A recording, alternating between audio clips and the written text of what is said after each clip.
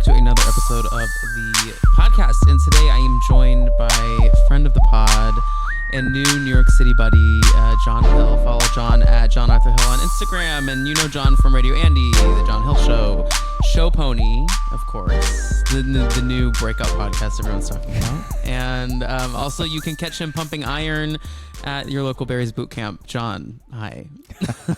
And not just friend of the pod, I think like friend of real you. life. Yeah. Real life. I know. I love that. Except we haven't gotten together since you moved to the city, which is upsetting. But my life has been crazy, and so is yours. So yeah, we need to do some things soon. Happy to be in New York.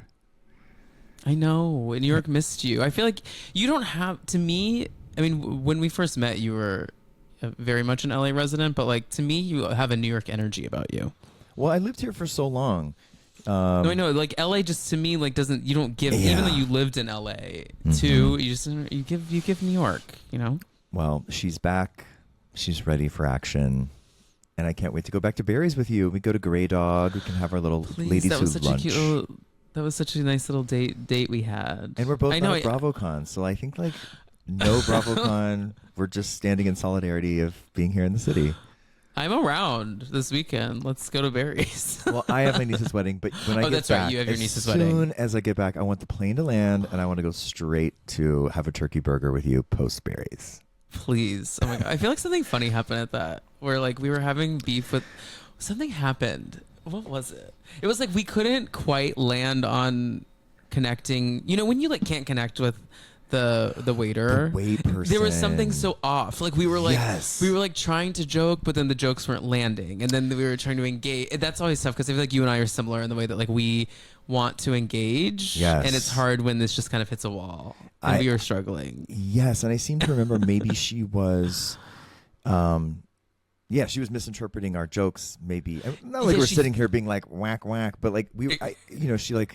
I remember her. There was something about the water and ice and there was like an iced coffee order issue. May and I like, have water? And like she was defensive about like that request. We weren't popular that day. Well, we're gonna go back and we're gonna make up for it. We should go to cafeteria. Oh no, because I said we should go to cafeteria, and you're like, I've been there 3 times this week. And I was like, we can't go back. Cafeteria. I have been twice this week. I love. You have. Shut up. Yes. I moved to this block because it's very close to cafeteria. Guys, there are 2 like gay restaurants in New York City. Essentially, like the Gay Cheesecake Factory, and which is I call Elmo the Gay Cheesecake Factory. I feel like cafeteria is more like gay Chili's. I don't know. Does that land right? Or maybe gay? It's more breakfasty though, I guess, than a Chili's. Like, what's a good comparison? It's like the gay Cracker Barrel. Yeah, maybe that. There's fried chicken and meatloaf. They do need a gift shop like a Cracker Barrel. Elmo, you think is always going to be so good, but you walk away feeling like that was a TGI Fridays. No, it is Delta Lounge food. Like that is what it is. Yes. By the way, Delta Lounge, they're on my shit list because. Wait, did you see what happened to me in the Delta Lounge? No, what happened? Wait, you go first. Maybe I did. I just think that like having Hoisin ribs and St. Louis ribs at the LA Delta Lounge is just like. I don't want to see the people that I'm about to sit in a tiny tube in the sky with wolfing down St. Louis ribs and and don't feed them refried beans. Just like give me a salad, a cottage cheese. I just don't want the farts. I'm sorry. No, I know. When we were there last week and we got there at 10:45. They were closing out breakfast and putting out chicken thighs. I'm like, I don't want it in like a creamy sauce. I'm like, I don't want a creamy chicken thigh at 10:45. Nothing that looks like it's gonna maybe make anybody sick. Yeah, and you know what? I did end up having a chicken thigh. Of course, well, you need it. You need sustenance. You need to hit your macros. You're a working out boy. You just ran the marathon. Good. I did just run the marathon, guys. I am 2 marathons down as of today. That is incredible. I could never. You could. I mean, I think everyone could. Runner. I don't have long distance. I can do short, intense bursts, but I can't do prolonged. Is that why you're so popular with the boys? I'm in and out. I don't do prolonged marathon sessions, literally marathon sessions. I can't do it. No, but same. No, but the marathon itself, I mean, it's more brain honestly than body. Like your brain it just the whole time tells you like you should stop. Yeah. So you have to like train yourself because to you should keep going. You should. Famously, the reason the marathon is 26.2 miles is because the first person to run that distance died. Are you serious? Yes. So back in like ancient times, there was this man who had to run from like this one place to another to deliver news about an incoming war or something like that. And it was 26.2 miles. And literally, well, no, sorry. It wasn't 26.2 miles away, but like he was trying to run 30 miles or something. And at 26.2, he keeled over. And so we like, as human beings said, you know what? Sounds like a great idea. Let's all do that. Let's do that. So that is why. So it is definitely not something for the faint of heart, but I feel very proud of myself and it was fun. It was a good I'm really day. proud of you too. It's really incredible. Thank you, John. I appreciate that. It's really, my really Delta cool. Lounge story though. Yes. I went to the Delta Lounge and I ordered a glass of champagne and the bartender was like, got it. Give me 1 second. I'm like making some other drinks. I did see this. Keep going. Keep going. So he goes to make other drinks. He comes back and he was like, that was a Tito's soda. And I was like, glass of champagne, clearly clocked as a fag. Yay. What did this queen order? Oh yeah, Tito's soda. Tito's soda. So I posted on Threads and my interaction, just like a hee hee ha ha moment. And I got dragged. Because of that? It went like insanely viral, like 1 million views viral. Well, like, how did you get dragged? I think that's funny what you said. Half was funny, but the other half it reached. You know when you reach like virality on a thread or a tweet or something, and then you just start getting the trolls. Like there's like a cap level where like everyone's fun, and then after you hit a certain view level, like suddenly it's reaching people that you didn't need it to reach.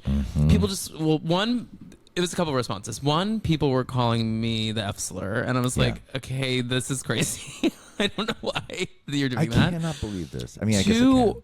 Two was people telling me that I like should delete this because like people like can't afford food right now, and I was like, okay, what does that have to do with anything? These two things have nothing to do with each other. Also, I was on a guest pass at the Delta Lounge, so I'm certainly not like I'm not in the 1% over here. Okay, and then lastly, people couldn't understand. Instead of saying like gay or fag, I put rainbow, the hand, know, the hand, and then a cigarette.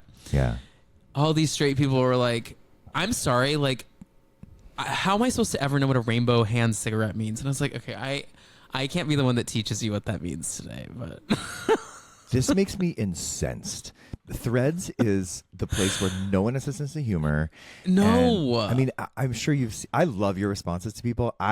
You go crazy. I know. I have, and then I go back and delete them because I feel shame. But I get enraged. Why do you feel shame? Because I don't want to. I'm a 48-year-old man. I don't need to be lashing out with rage at strangers. Probably bots. They're probably bots. But like when I see I'm triggered by white Christian conservative women. I'm sorry. It's because I was raised by them. No, girl, same. We were both from Texas, white Christians. Yeah. Like a straight guy, I never hear from them. They never bully me. They're like, whatever, you're gay, great.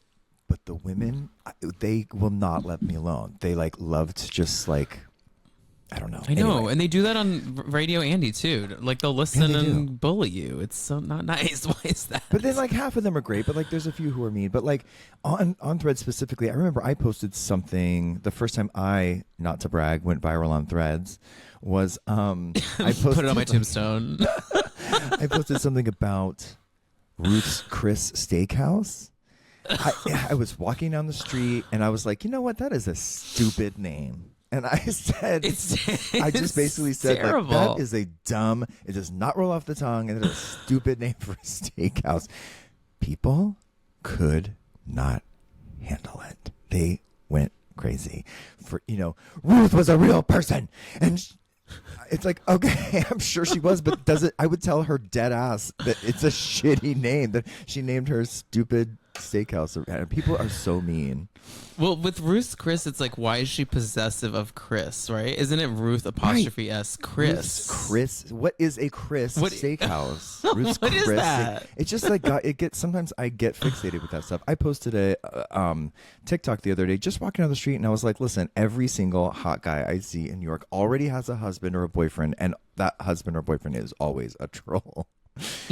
And it's just an observation. Of course, it's not true. I'm not, and it wasn't even meaning like looks or body shaming, just like a vibe. Like one of them is a troll, and people were like, "Not having it. You're not having it." People need to go. I can't. I mean, here's the thing: is I hear the hypocrisy here. Like, we're both bitching about how people need to go get offline while we're online trolling people. But like, at the same time, like, there are some people who just don't have any sense of humor.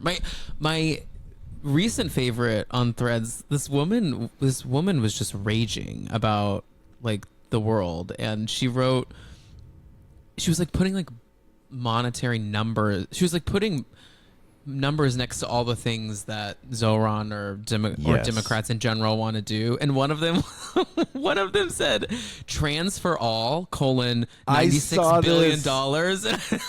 You just wrote back transfer all. I was like, what in God's name is transfer all? I laughed so hard. Transfer all.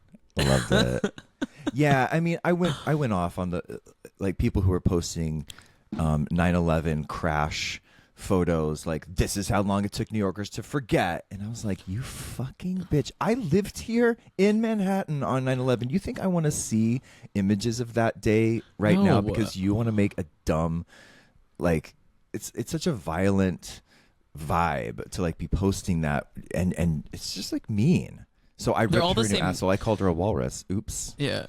She deserved it. I mean, they're all the same person, though. They're all a middle-aged or later than that person who lives like in the burbs in like the Midwest, and it's like, I'm aspiring to be not as engaged, and I even deleted Threads for like a week, but then I got back because I was like, you can turn over a new leaf. You got the itch to scream at someone again. I was jonesing for a thread. Well, fight. John, you know who constantly has the itch to scream at someone is the Salt Lake City ladies. Yes. And we are here to chat about 2 episodes of Salt Lake City. Guys, I was off because of the marathon, and then I went on vacation. So sue me for not covering. How dare you? You should have ran with a little screen. Wait, someone last year, a listener of the podcast, left a comment on an episode being... I ran the marathon last year, and they left a comment saying, "You've changed since you've run the marathon." Like, saying it in a negative way. Like, the show is different. I'm like, girl, I hope. I mean, like, what? Right. I wonder what they meant. Like, how had you become...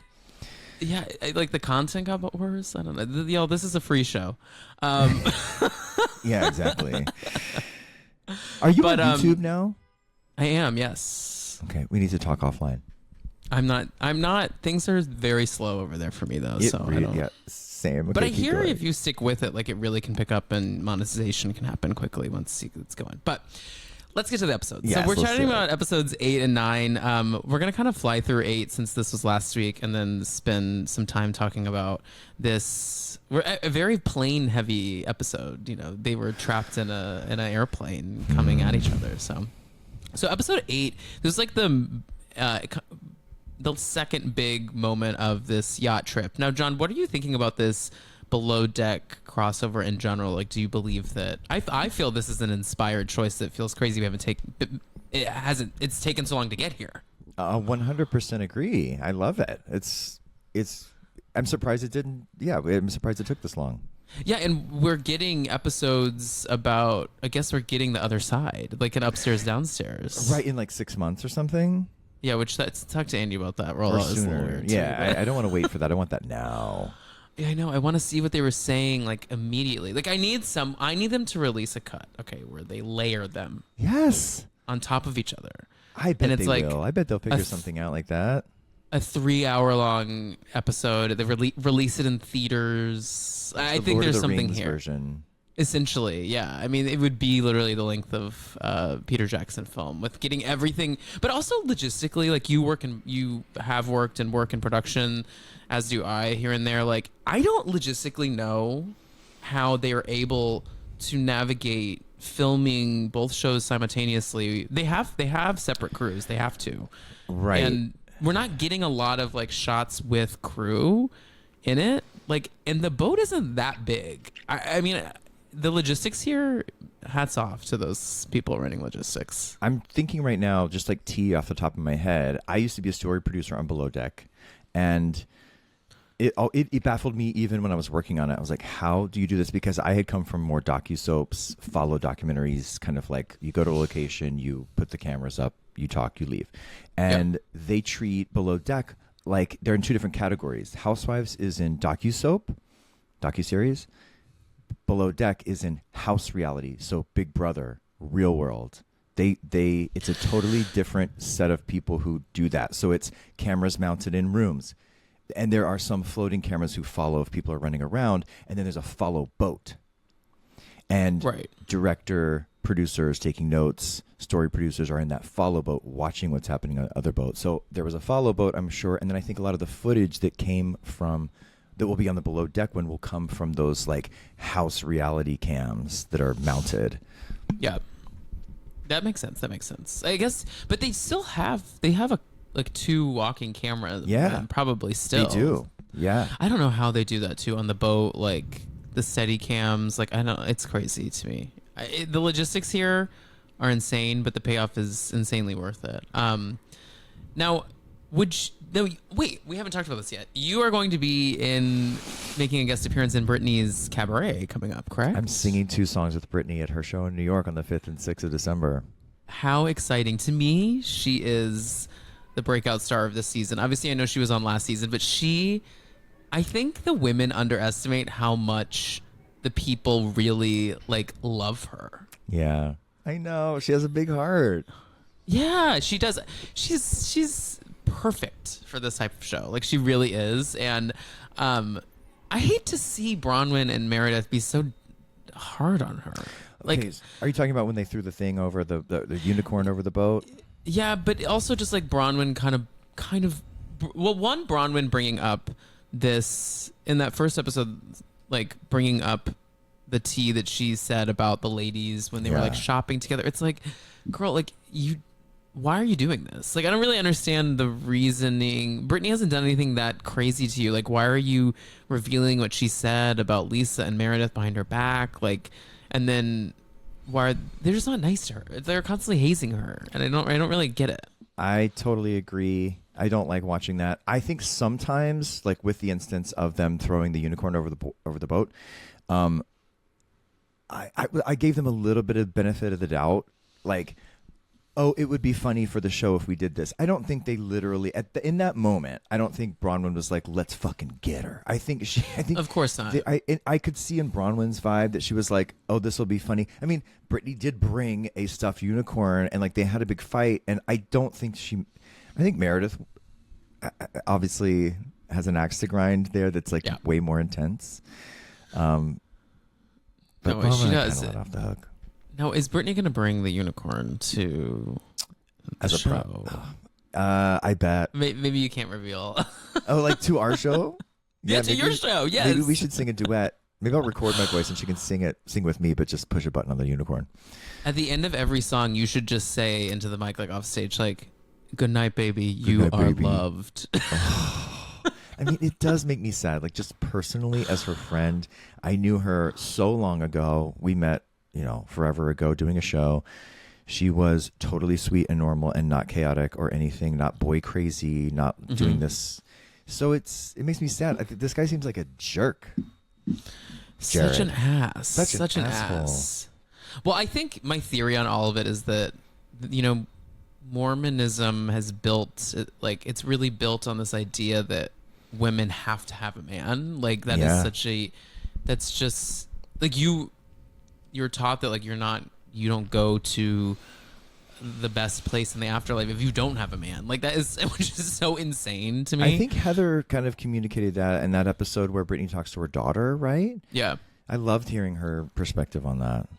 Yeah, so I think that she's just kind of caught up in the scene of Salt Lake City and of Mormonism there and the society-ness of it all, that she feels like if she can lock down a man like Jared, who is of Mormon royalty. Mormon royalty. I mean, that's like a name to have that maybe she thinks will, mean something down the line. But I hope there's a future for Brittany that isn't landlocked in Salt Lake or Utah. Maybe she can have a cabaret career, a legit cabaret, not a joke cabaret. Like she can have an act, because she has a beautiful singing voice. She's very talented. Totally. If for she some can go reason to Chicago tomorrow, she could go in immediately. Like her voice is caliber of like the Bravo. Oh my God. Do you hear that? Tom. Oh my God. that was Brittany serenading me. What if she just got up there and had that voice? No, but she's great. We need her in the show. Yeah. So yeah, that like middle episode. One other thing about it was just that this is where we get Brittany. Once again, pay her the big bucks, because she gets seasick, sits back down at the table, takes a shot of tequila, and is like, Meredith, here's the deal. Seth's cheating on you. She boot and rallied. She literally was like, let's just go. Let's go. Yeah. I gotta keep the story going. I can't go to bed. I need screen time. Let's figure this out.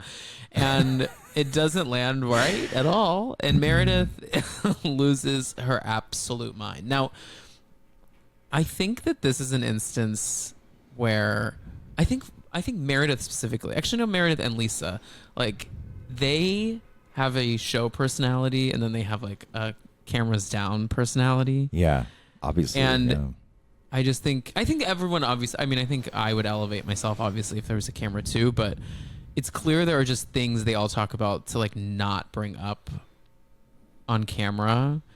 Yeah. And well, that bothers me. Yeah. Last season, I remember Meredith when she was getting bat mitzvahed and I remember her being so evolved, and the things she was saying on camera, I was like, wow, she's so like emotionally mature right now. She seems like she has such a great perspective and POV. And then when she loses it, she just loses it. So it's like the blinding rage. Yep. All that goes out the window. And I think that's what you're talking about bleeding through. Yeah. It's like, in the Housewives book that came out like in 2020, one of the big takeaways in that was that they talked a lot about how, I can't remember which section it was, but the majority of the fights on the show are actually just about the show, but they can't acknowledge that it's about the show. Yeah. And I think that, Brittany bringing this up on camera, letting the TikTok accounts come into the story of the show, that I think Meredith is like, this is not something we talk about here. Like, this is supposed to be my life that I keep secret, this part of me, and I think that with Meredith too, is like, unfortunately, there's been rumors for a long, allegedly, there's been rumors that Seth is, doing stuff. So you kind of believe it. The rumors and the nastiness. I know. It's like people are always coming for her marriage, but she kind of came for her marriage. I don't know if you remember season 1 on the show though. Meredith came onto the show being like, we might be getting a divorce because things aren't working. And so I don't remember that. Oh yeah. Yeah. Right. Season 1, they were like not living. They had just recently moved back in together. Well, I mean, the thing is, like, the joke's on them if they think that they can censor themselves, because the shit will always come out. And so always. Yeah. I mean, it happens time after time after time. And I mean, I feel bad for Brittany, but that is what they're talking about, the drama of their lives, and the part of the drama of their lives are these rumors. And yeah, but I also like, yeah, it's hard. The TikTok accounts of it all, like, I know talking, TikTok is crazy. No, it's crazy. It's insane. And guys, the things that people say are factual on there, like, a lot of it isn't, and where a lot of it is like they're piecing together things to make it sound salacious. Like everything, I just feel like everything these days is rage bait. Everything, like no one is making genuine like content. Like everything is just like, how can I say something in a certain way that will make people enraged and then get me on, and get me on an episode of Housewives. I mean, this TikToker got their name on the episode, but it's I like, saw that. What's like the next step? Like, what do they do after that? Yeah, what's your like, end game? That's always my confusion. And that's my confusion with a lot of these accounts that like dabble so much in the off-screen drama with these ladies. It's like, I think they get paid by views, right? So I think, like, honestly, they just want a lot of people to see their TikTok. Yeah, but and then they'll get paid. But long term, like, that's not gonna. I don't think they're thinking of that. Yeah, I don't think these people right. are setting like mature goals and like doing more Artist Way morning pages. They're not saying like, where am I headed with this? What can I art? say about the Housewives today that'll go viral? Yeah, like I mean, I can think of a couple people on there who just do like allegation, gossip, rumors about stuff. And Andy's been dragged into some insane stuff that I've witnessed. I've been dragged into some insane shit, like really crazy. No, I know. Based on kind of like such false or base claims. Like I just think it's our responsibility to, whenever you see anything on the internet, you go, ooh, and then you go, I'm not gonna. I can trust nothing. I think we should trust nothing. I know. And back to our trolling conversation. Unfortunately, when we engage with the trolls, we're only like making their content pop off more. Totally. And that's what's hard about it. I know. Because you and I both want to be right, and have the last word. I'm trying to turn that over. I am really trying. Wait, what's your sign again? I forget. I'm double Scorp. Oh, right. That's why we have such a nice connection, because all the people in my life are Scorpio, Sag, and Capricorn. So I am Sag, Cancer. Right. Oh my God, those are my two favorite signs. My best friends are Sages, and my a couple of my boyfriends have been Cancers that I love. No, it's why we work, because we both are like kind of brash but kind of sensitive. Sensy. No, I think I'm more sensitive than I am brash. I think my exterior is defense.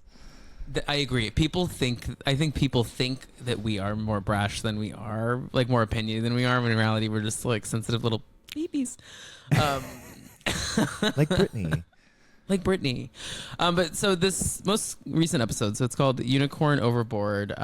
We are still on the boat, concluding this trip with once again a really kind of weird prank with Meredith and Bronwyn throwing the unicorn off the boat.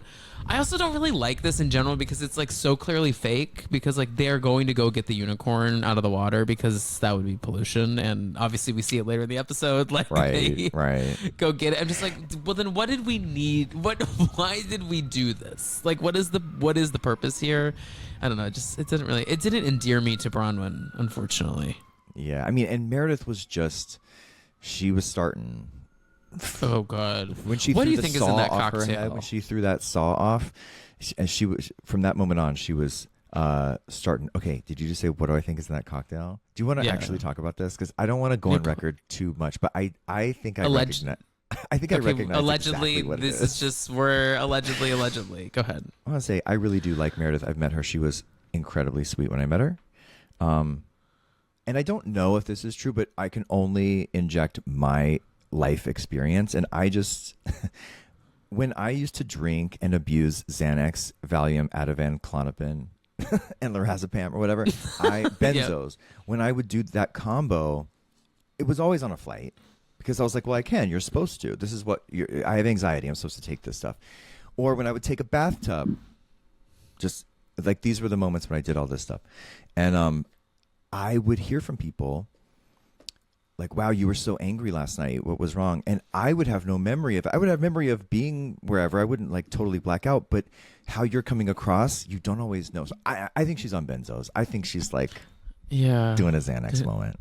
I think you're right. I think and maybe too many. But that's also like no shade. I have been there. I literally lived 20 years of my life tranquilized. I just wonder though, like, we've seen like many seasons of this person literally slurring their words. I know, but she's smart about it. The slurring is so like, she makes it so much of her personality that you're just like, oh no, that's just how she talks, and it's like, no, that sometimes it doesn't have to be that way. Yeah, I don't know. I just think I hope that on the plane she just maybe had too many Xanax, and because it sounds horrible. And the thing that's happening that I was saying on the show the other day, the crazy thing is that these other women were there. Mary, Heather, Whitney. They were sitting there. So when it comes time to call them out, they're like, well, I don't know what you think you saw, but that's not what happened. It's like, no, it was, because I was there. And that's an interesting dynamic. Well, yeah. So Meredith, cameras go down, and Meredith has an absolute mental breakdown on this flight. Now, how long is that flight? I wonder. If I was wondering. Because I don't think it was direct to Salt Lake City. I don't think they fly from, or maybe it was. I don't really know. Where would they have? What airport would they have taken off from? I think they took a small plane to somewhere in the Caribbean that has like a big international airport, and then from there, maybe they did. Maybe from there they just went direct to Salt Lake. But I think we're looking at 4 or 5 hours, because LA to Costa Rica is like 3 or 4. I don't know. Caribbean, or maybe longer. I don't know, 6. But like still, like it sounds like she went on that plane loaded and was like, "I'm going to absolutely decimate this girl now that cameras are not up." I find it crazy that no one picked up a phone to just like film. I don't know. Well, or it's just especially an audio. Britney, who literally was accused of recording. It's like, that's the moment. And we know from watching these shows that if you have footage from your phone, they use it. It works. It counts. So like, I'm surprised they didn't document it. Kiki Monique has a theory that there is a producer, a crew sitting next to Britney, and that person can maybe fill in some gaps, and maybe they have footage. I would have filmed. Oh my God. Absolutely. Like, it sounds just like it was absolutely insane. So, she shaking her chair, like kicking her, sloshing wine at her, all this stuff. It reminded me of being bullied in middle school. There was a guy who used to sit behind me, and the teacher couldn't hear, but he would just whisper, like, and he would really mean things like in my ear so that no one else but me could hear, and it drove me crazy because I was like, no one's going to believe me, and he was doing that on purpose. And it reminded me of that, like just being behind someone and being rude to them where they have nowhere to run is so cruel. It's so cruel. And I've felt this before with Meredith. Like, I do feel like she can get cruel just so quick, because I think she lacks a bit of humor about herself and about the situation they're in. Like, even in the throwing of the unicorn thing, like, Bronwyn is like kind of like hee hee ha ha, this is for the show, this will be stupid. Meredith like is like, she can't even hee hee ha ha yet. Like, she doesn't even know how to like be fun and funny about it. Like, she's just not, she doesn't have that in her. Yeah. And she just can't acknowledge that the best way to like get past these allegations is just prove to everyone that you're like in a great, the more she engages like this with this anger, this behavior, the more you believe that maybe Seth is doing these things. Girl, and take a page from Bronwyn's book. Bronwyn handles this shit like crazy. A champ. She's like, okay, he farted while he was making out with somebody. Cool, I'll deal with it. Like, moving on. Yeah. Wait, so we get back to Salt Lake City and they all have these little sit-downs, one of which being that. Bronwyn has an insane sit-down with Whitney where essentially this came out of nowhere. Whitney is like, they started to talk about the issue and she was like, well, it seems Meredith and Todd both have issues on planes. And Whitney's like, huh? And she's like, someone online like clocked that Todd was like on his phone on a flight texting a girl. And Bronwyn literally was like, I believe it. Like, oh my God. Well, and I'm just thinking back to like myself, like how many times have I looked at like I'll be on like my For You page on Instagram is just guys with their tits out. So like, you know, right? No, same. So I don't know. Like, was he just maybe looking at hot girls? I say that's the phone's fault. I really like the conversation that Bronwyn had with Whitney about her marriage and opening it up. I thought it was incredibly grown up and honest. Totally. And I think a lot of women and men in monogamous relationships, it was very disarming because I think once someone brings that topic up, it becomes loaded, or you bring something to it and you're defensive, or you're feeling accused, or you're feeling unsafe. And I thought the way she talked about it was like calm and cool and collected, and I appreciated it. Yeah, I agree. It doesn't have to be weird to talk about. I think society like makes it so it's weird. And then also in the gay community, it's almost the opposite, where it's like everyone is open. So then you're like scared to have the conversation about like, should we be monogamous? Yeah, I think the more we talk about it, the better, because I don't even know what I think it's a case by case basis. And I think different people have different rules and stuff like that. I used to be like, oh my God, I could never. And I was very judgy. And now I'm like, I don't know, maybe I'm tired. Like I don't care about the same thing I used to care about.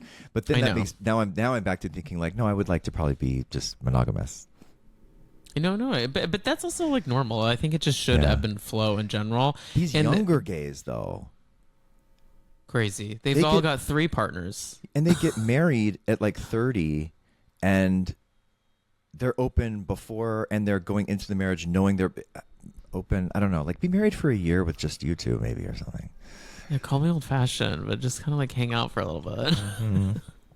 I know my thing is like, why rush to get married if like you want to be? Why get married? Out and about. Yeah, I mean, I'm not married, and I enjoy that. Like, I don't know, I just don't totally understand be open and honest, and there's no exact way that it all has to work. Like, I think everyone has their own path, and that's okay. I thought Whitney's perspective being like, we're not open, but like if there's something that I want to do, I'll just run it by him and we just do it. I'm like, that's kind of fun. Like how nice to be open with a straight man.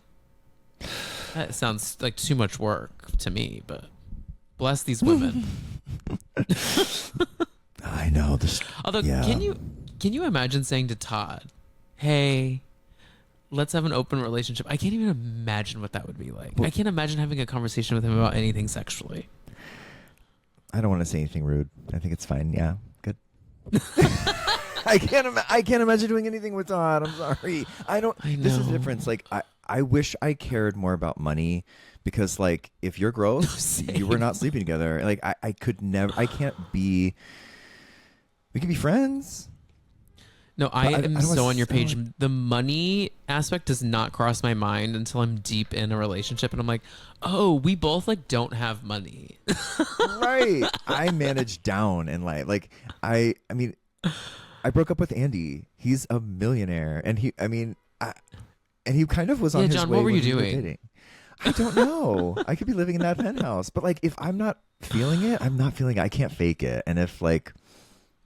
Money's not going to keep me with anything, I think. But now that I'm this age, I think I might have to change my tune, because I need somebody who's rich, I think. Well, I think as you get older, you're like, oh, I get the transactional. You just understand the transactions of things. And I think like what you were saying about Mormonism, I think there is something about marriage isn't just like we have great sex and we like each other. I think it's who do I want as a partnership, almost like a business. I think they think, who am I teaming up with to run our little baby empire? And I think that's how they think about it. I know. And I think straight people specifically really think about it like that, because they're thinking about having children and building. It's like, oh my God. Right. I cannot wait for my family lineage to stop right here with me. Oh my God, same. I'm not spilling my seed on any fertile soil that is going on the towels. The seed will be spilt, but not in anything fertile. But it's going on the towels. So we get this. So we had Braun and Whitney sit down, and then we also have this wild Lisa Heather sit down. They sit down. How do they find these places? Like they sit down at like a loud ass beignet shop in the middle of Park City. They were in the middle of the restaurant, surrounded by people. And those gays behind Lisa the whole time, literally just staring. They're like, we're watching a fight unfold on the Real Houses of Salt Lake City. I mean, historically speaking, they clear these locations. They go to the locations that are easiest to clear. So you never see them at a chain, very rarely. It's like local places that want to have their signage on a big episode. Yeah. I mean, they're going to run out of spots in Salt Lake City. It's not that big. Well, we ran out of them on Dallas for A-List. I'm sure. I mean, the Dallas area is small, unless you're down to like travel, which like Dallas traffic. We got creative. We pretended like no clubs were letting us film, and so we had to pretend that this one sushi restaurant in a strip mall was like Dallas's hottest club, and we would we would just reframe certain angles to make it look like a different place every time. Shut up. Because no place was letting us in. Like, I don't know. It was a bad time. You didn't go to Roundup at all? you want to hear about this now, or should we go back to the episode? No, let's do it. A-List Alice was a show on Logo, and they wouldn't let us film because it was before gay marriage was legal. It was 2011, and marriage was like on the ballot. And there was a big group of like gay, very vocal gay kind of activist types who were like, this is bad for the gays. This is making us look bad. Reality show where people are drunk and having sex and gossiping is a bad look for us. And we need the general public to think we are ready to have a mature law for marriage. Like, whatever. I get their rationale. I was like, who cares? Let's make an entertaining show. Get everybody drunk and be a whore. But like there was this camp that was like, absolutely not. So they really like communicated within the community, like, don't let these people film. We want this show to like not succeed. So we just got creative. We still made it. There was like I'm trying to think. There was one or two that let us in, but none of the big ones. I think JR's at the end let us in. We drove to Austin and went to Rain. We went to San Antonio. Like we kind of got creative, but the people in Dallas were Guys, like, no. JR's is like a 4-story club, massive like bar club in the neighborhood. I think we went to the Tin Room. Did you ever go to the Tin Room? No, I've never been to the Tin Room. The problem is nasty. Like I didn't go out as a gay guy until like when I was in college, going back to visit home there because like I came out when I was 18, so like it wasn't like going out. Like but I've been to JR's. I've been to the Rose Room. I've been to Roundup. Those Rose are the Room. spots. I went there too. Okay, well, so I don't know where they're going, but. Crazy. Anyways, but they are just screaming at each other in the middle of the spot, and you know, Heather and Lisa just aren't meant to be as a duo. Heather sees through her bullshit. Lisa is not good at being actually like real. It's never gonna work. Anytime Lisa has a confrontation with someone, I get nervous and I start to feel the same feeling I get when I'm on Threads wanting to read someone a new ass. Like, no, same. I'm like, if I were there, I would. I just want to be like, please, you're making things worse. You're making this with every word you say. You're making this worse. I know, and she is her own worst enemy. Like she is so. I mean, the tears are here always. Like we're literally right under the ducts, like ready to just absolutely pour. Like she is always on the verge of a mental breakdown, and and it's clear she's navigating once again off camera about shit. Like it's clear that she's like having conversations with Meredith, being like, "How can we make this airplane drama like not be a thing? Because like it wasn't on camera, we can get away with this." Mm-hmm. And the ladies are staying on their necks about it, and.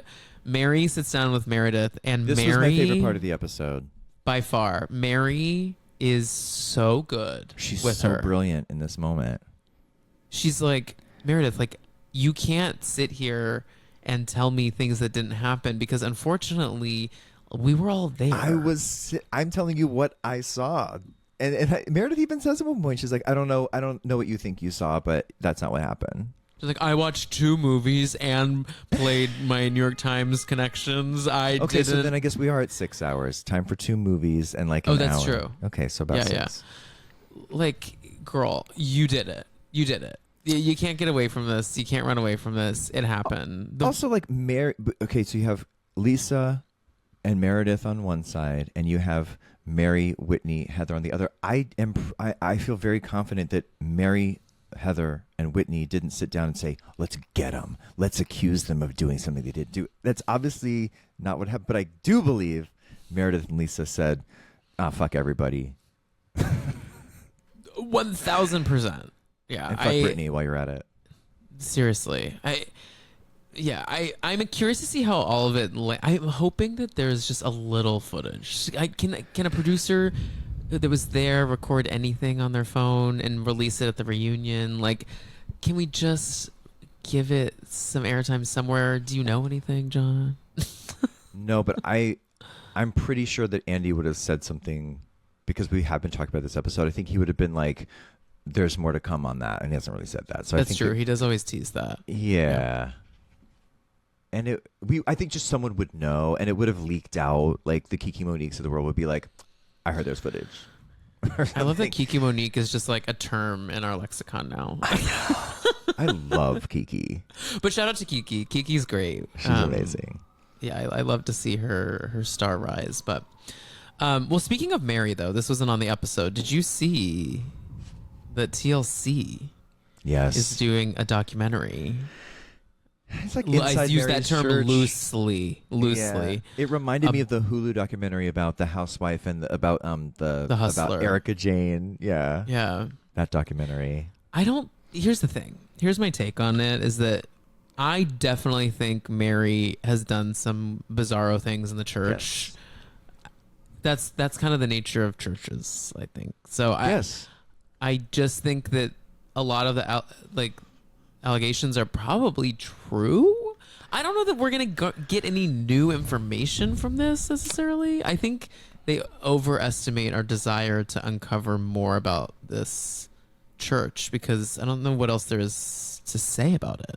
Well, on one hand, I do love a cult church documentary. So me too. But I love and defend Mary. So I don't know where I'm going to come down on this one. Yeah, I don't know. And I probably won't watch it is the tea. I honestly probably won't watch it either. I'll let by the end of it, I'm going to go, why did we watch this? Yeah, I just don't think there's anything. Once again, there's not new information to be found there. I think we all kind of, everyone in the cast, all the viewers in general are just like, yeah, there's probably something weird. Like everyone just is on that page. Totally. But I hate to see. Well, I don't know. Maybe I shouldn't drag them publicly on here. But who, TLC? There's some Well, no, not TLC. There's some faces in the doc that I'm like, you really show up everywhere, don't you? Is it that Dana woman from Beverly Hills? Oh, she? I don't know. She was in the Hustler one, the housewife one. Oh, yeah, maybe she is in it. She's of the same ilk, analyst. though. There's just some people that I'm like, y'all, what do you stand for? Yeah. You align with all of the craziest people just to like get a check, and I just never really understand. People just want to be on TV, I think. I know. I think that is true. I mean, this person that I'm talking about also has tried to be on reality television too, and it's like you really just try it. Well, I just don't. Now but I also, know who like, you're talking about. But also, we'll talk off pod about it. We all also. I have too much shame to just show up to doorsteps and be like, hey, put me on this. So props to you in some way, I guess. It's kind of like, I can't remember if we were talking on the pod or off about networking, things like that. It's the same kind of vibe. Oh, that was too. We can bring it here. If I were on TV, a lot of my problems would be solved. I could be on Traders. John, I feel like we could get you on Traders. No, we can't. You tried. You have to be a celebrity. Yeah. But John, like, you are a celeb. You have to be on TV. I think if I were on like Kiki Monique could be on Traders because she had a little storyline on OC. I'm serious. Like that kind of counts. Like if you're on any sort of TV in the United States, just like one time you count as a celebrity. That's all you need. Otherwise, you're not. You're not. Okay, but we had Dylan Efron, Zac Efron's brother. Couldn't you just be like? I mean, and I am not putting this label on you because you are more than this, but could you just be Andy Cohen's ex-boyfriend? Maybe. Like you could submit yourself as that. I don't see you as that. If I did a tabloid scandal between now and then, like that could be a good moniker. But like if I like had a meltdown or crashed a car or did something like horrible, then they'd be like, oh yeah, okay, let's go. But like I haven't done anything notorious like that, really. But you know there are people that do those things so they can get on that show. Well, let's think of something for me. What is something I can do? Let's brainstorm it. Let's execute it. I know. I'd go on a flight and strip down naked and like start strangling people. I could just have an in-flight meltdown. Yeah, but we can't get you on no flight list. We need you. We still need you getting that Delta Lounge access. I mean, yeah. I don't know. We'll brainstorm on it. Okay. I do think there's a path forward here. You're very celebrity adjacent. Please let us know. You're 54 Below, Britney Cabaret co-partner John Hill. Yes, I'll bring a pipe bomb. And oh my God, Tom, I think it's snowing or it's raining. Wait, shut up! Is it? Something's happening. Things are falling in the sky. Maybe this is the moment. Maybe your apartment's falling apart. Well, let me look at the weather. Is it snowing? It's not snowing. I think it's just rain and leaves. It is rain. Well, John, anything else going on? Anything else you're watching? Anything else you're like any other content you're consuming besides MAGA trolls? Okay, I have started consuming content. I took a long dry spell. I was in a long dry spell of watching things. I'm watching Anna Nicole from my show. Okay, Show yes, Pony. let's talk about Show Pony a little bit. Started rewatching Anna Nicole from 2001. I'm loving it. I'm doing a lot more solo, kind of inspired by you. Doing a little bit more solo work and enjoying it. And ever since I started doing that, my numbers have plummeted. Loving that. Although Willem from Drag Race is on the next episode, so I'll probably get a little that'll be bump fun. on that. But like I think me alone is like insanely entertaining. So we'll see. I how agree. That goes. I love all of your content, John. But can you hear that? I can, but it's okay. It's New York. I'm enjoying the Anna Nicole show. Wait, but I feel like Willem probably Willem knows everyone. Did he know Anna Nicole? That's why I interviewed him. Yeah, he knew her. Yeah, that tracks. That tracks. I'm I watching need to dive in. Pluribus on Apple TV. Okay. Yes. I watched All Her Fault on Peacock. How was that? I was thinking about starting it. Please start it. I am not the gay who's like, oh my god, seated for so and so. I don't give a shit. I want to take a nap and go to the gym and take a nap and eat turkey burgers with you and talk on the podcast. Like, I'm not sitting at home. We weren't a TV family growing up, so it's not my go-to to be like have it on all the time. Like, I watch Housewives like on schedule when I need to know about stuff. But I loved All Her Fault. I binged it like crazy. I say definitely watch it. Okay, I'm going to. Because I watch Anna Nicole and then come on Show Pony and talk to me about it. Yeah, let's do it. Yeah, I would love to. I watched a lot of Anna Nicole when it was airing, and I have certainly not revisited it. And I would love to. Do episode 4. Willem will be a 3. You do 4. Okay, great. Let's do it. Okay. I just love her. She is so. I love her too. And I do. Don't you think that she's due for? And maybe maybe you can have a hand in this, but like due for an internet renaissance, because like I feel like coming. I feel like the youngins on the internet have revitalized so many. Sylvia Brown. Yeah, Sylvia Brown. Like even like Tiffany Pollard, like has continued to transcend that generation because of her memes and people use them in online banter. Like it's crazy to me that Anna Nicole hasn't had that big resurgence. Someone else I feel like is due for it is Janice Dickinson. Like there's Obsessed. just people that we were like obsessed with as like closeted kids that they need to continue to permeate the culture. Susan Powter has a movie out. Wait, that's so funny you said that, because she came up with I was having a conversation and I was like, Susan Powter, and then I was like, and then I looked up and she's like, a movie? My friend Zeb directed it. He found her and made a movie. He found her delivering Uber Eats in Vegas. She lost all her money. So funny that you're talking about that. I'm going to go see it in New York. You can come. It's next week. Yeah, text me the dates. I would love to. That's so funny you said that. I literally had that conversation last week and was so confused about where she had gone. And lo and behold, a movie. It's an incredible story. Well, John, tell everyone where. Well, thank you for being here. Thank you so much for having me. I hope this was Of course. entertaining. But follow me at John Arthur Hill. Follow me at Show Pony. Yes, make sure to subscribe, do all that good stuff. Rate Sirius anything XM every day. Sirius XM, rate anything you see 5 stars, and go follow John on Threads and like all of his troll comments, because they really bring a bright spot to both me and Brian's day when we see you doing that. Okay, good. Well, John, love you so much. Talk to you guys later. Bye.